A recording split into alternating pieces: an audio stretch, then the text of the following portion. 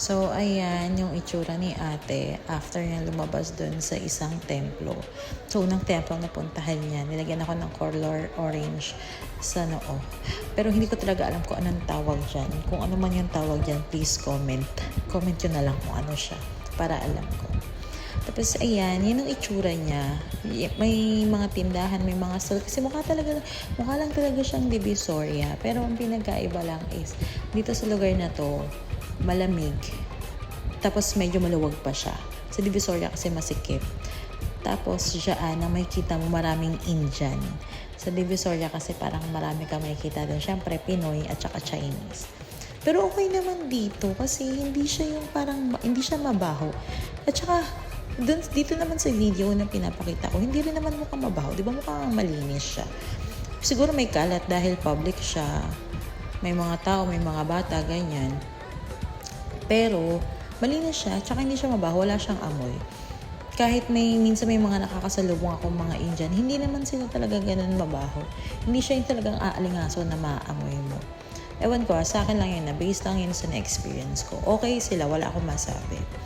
Tsaka, ayun, mag-isa lang ako naglalakad-lakad niyan. At safe naman.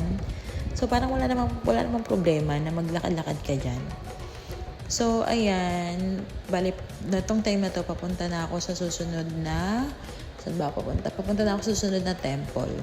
Kung saan mag-check ako.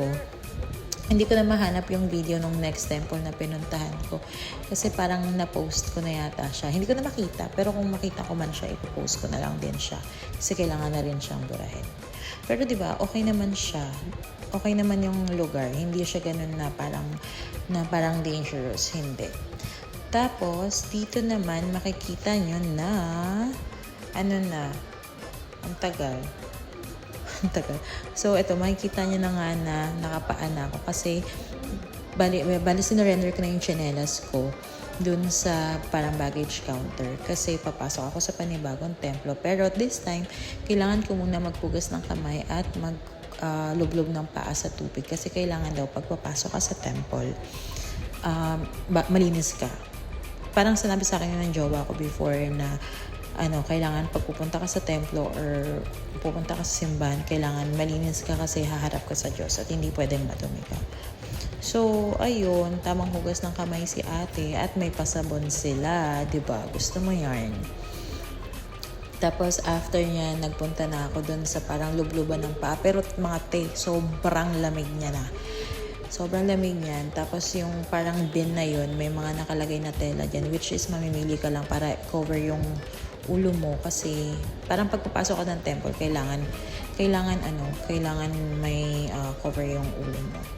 Ayan, ganyan lang yung mga pinagagawa ko habang inaantay ko si Baby Bear. Tingin-tingin lang. This time, parang inaantay ko na lang yung binook ko na Uber bike. Kasi nga, may lakad kami. Then, tamang masid-masid lang. Ayan, yun lang yung ginawa ko nung time na yun. Yun na yung part ng video na pinost ko kanina. Stay tuned sa mga susunod na video. Bye!